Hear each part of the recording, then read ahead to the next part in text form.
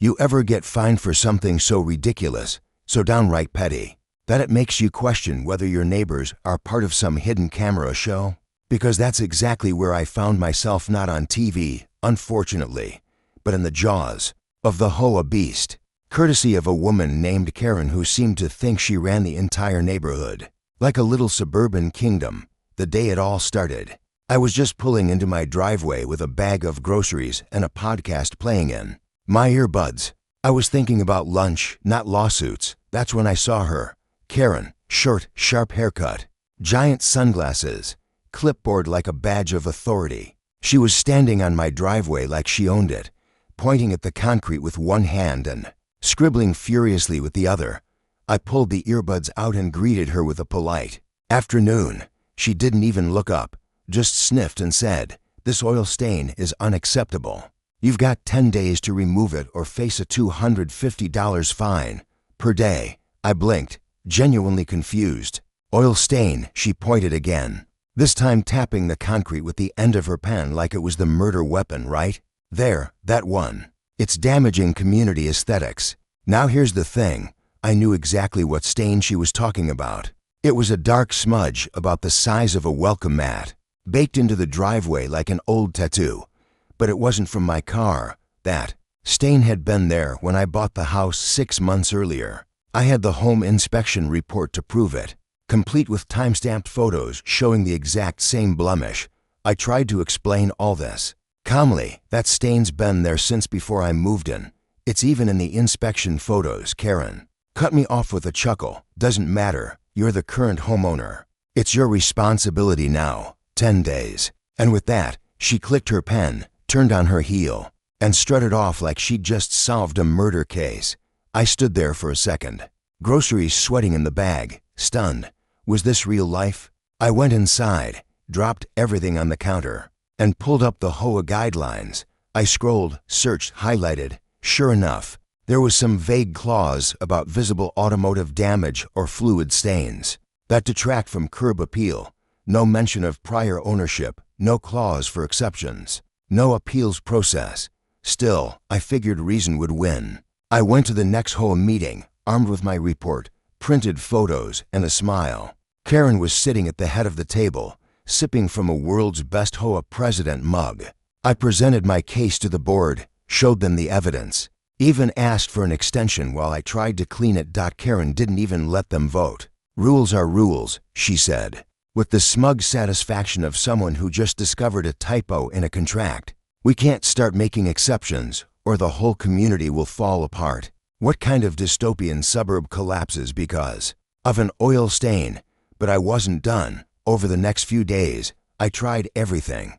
Power washing, degreasers, that sketchy baking soda vinegar combo that's supposed to clean anything. I even rented one of those industrial scrubbers from a local tool rental. And while it lightened the stain slightly, it never disappeared. It was too deep. The concrete had absorbed it years ago, and it was basically a scar now. Karen, of course, was watching like a hawk. I caught her peeking from behind her curtains one afternoon while I was scrubbing like Cinderella. On a deadline. On the 10th day, right on cue, a fine notice showed up in my mailbox. $250. The next day, another. Then another. I called the whole office. They didn't even try to sound apologetic. "It's automated." The lady said, "Once the violation is issued, it keeps billing daily until it's resolved." Within a week, I owed $1,000 for a stain I didn't cause. That's when something snapped. Not in an angry, screaming way, but in a calm, methodical, I no exactly how to end this way. Because, see, my dad was in the asphalt business for 30 years. He taught me how to lay driveways when I was 13. I knew materials. I knew machinery. I knew permits. And I knew something Karen didn't. Her precious little lawn out front wasn't protected by the HOA. I did some digging, literal and legal, pulled county records, walked the property lines. I even found a small strip of public easement right in front of her house, the kind she'd always mowed, trimmed, decorated with a cute little birdbath and love rock garden. It wasn't hers, not by law, and certainly not protected. Karen had declared war over a piece of stained concrete. She was about to learn what real concrete looked like. The plan formed quickly after that. All I needed was a buddy, a small roller, and a couple bags of cold patch asphalt, the kind that sets fast and lasts longer than her sense of superiority. I couldn't sleep the night before, not out of guilt but from anticipation. Karen had poked a wrong bear, and by tomorrow afternoon, her green patch of pride would be as black as her HOA rulebook. I wasn't just going to fight back, I was going to pave over her pettiness. I was up before the sun, sipping coffee and watching the street in front of Karen's house like it was a chessboard. I had checked the weather, clear skies all day, perfect conditions. The equipment was already scheduled. My buddy Dave, who still ran his dad's paving business, was due to arrive with the supplies around 9 a.m. We'd worked side by side on enough job sites that we didn't even need to talk much. Just a nod, and we were in sync. By 9:15, the truck rolled up, low rumble, smell of fresh asphalt already wafting out the back. Dave jumped out with a grin. "This the infamous patch?" he asked, pointing to the strip of lawn in front of Karen's house. "That's the one," I said. "Easement property, not under HOA rule, but she thinks she owns it like it's Versailles." Dave laughed. "Then let's give the queen a new courtyard." We got to work fast.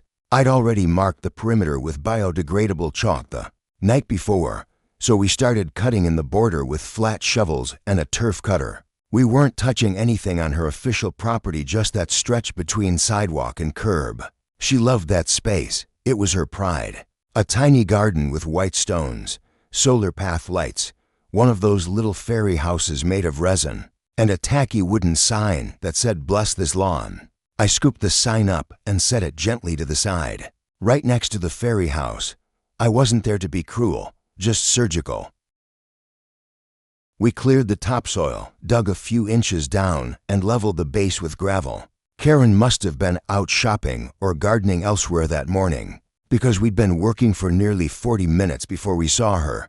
She came around the corner, like a slow-moving tornado, gardening gloves in one hand and a half-full watering can in the other. I heard the brakes in her brain lock up the moment she saw us. She stopped mid-stride and just stared.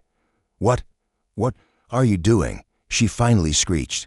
I didn't even flinch, just stood up from where I'd been spreading gravel. "Morning. Karen, you'll be happy to know I've found a permanent solution to the oil stain issue. Taking community aesthetics seriously just like you asked. You can't pave my lawn," she shrieked. Marching forward now, watering can forgotten, arms flailing. "This is vandalism. I will call the police. I will call the HOA. You're welcome to," I said, calm as ever. "But this isn't your lawn. That patch of land is county-owned easement. You've been maintaining it out of generosity." "I'm sure, but legally, it's not yours, and I'm allowed to perform minor maintenance on it without permits. County Code 723B, subsection D. I printed it out if you'd like a copy." She stood there stunned, eyes darting between the paper in my hand and the already forming edge of blacktop. Dave was backing the roller down the ramp now, its engine humming with destiny. "You're crazy," she hissed. "You think this is going to win you some kind of war? You've made a huge mistake." I just smiled. "No mistake. You find me over a pre-existing stain, so I'm just doing my part to prevent any future ones. Asphalt doesn't stain like concrete. After all." Karen stood there, fuming. She pulled out her phone and began recording us, narrating loudly. "These men are illegally paving private property. I am documenting this crime for my lawyer and the authorities." That's when the squad car rolled up. Perfect timing. Karen ran toward it like it was Santa's sleigh. Officer, they're destroying my lawn. You have to stop them." The officer stepped out slowly, took a look around, and then approached me. "Sir, can you explain what's going on?" I handed him the printed paperwork. "This is a public easement, per the county's land records. I'm doing voluntary maintenance, adding durable paving to reduce erosion, prevent pooling water, and increase safety. No utilities are affected, and I'm staying within easement boundaries." The officer glanced over everything, then looked at Karen. "Ma'am, I'm afraid he's within his rights.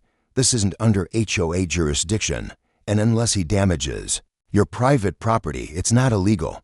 Karen's mouth dropped open like a cartoon.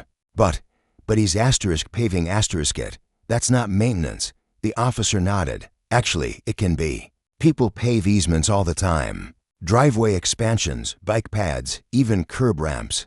As long as it doesn't block access or violate city code, it's legal. Karen's rage was silent now, her fury stuck in her throat. She stormed back to her porch, slamming the door behind her so hard it rattled the welcome sign. We got back to work. The hot asphalt steamed as we poured it into the frame we'd carved. The rollers smoothed it over in long, slow passes. We even edged it neatly with a beveled transition strip so it wouldn't look rough. By noon, it was done, clean, black, professional. That strip in front of Karen's house? It now looked like a tiny stretch of road, smooth and permanent. I planted her little wooden lawn sign right back into the edge of it, half sunk in the fresh surface. "Bless this lawn," it said. The next HOA meeting was tense. Karen showed up wearing sunglasses and didn't speak. But the oil stain policy? It magically disappeared from the guidelines 2 weeks later. No apology, no announcement. Just gone. I never got fined again. Nobody bothered me. In fact, one guy down the street asked if I could help him redo his own driveway the next month. Word got around that I wasn't someone you could bully with rules if the rules weren't fair. Karen, to her credit, tried to fight back. She brought in sod, tried to replant over the asphalt, but it didn't take. Heat reflected off it. Water pooled on top. Everything wilted. Eventually, she gave up and put potted plants on either end of the blacktop, like bookends to her defeat. Sometimes when I walk by with my dog, I give her a polite wave. She never waves back, but the stain on my driveway, still there, faded. Now, but still a ghost of Karen's petty crusade. And her lawn, well, it'll never stain again.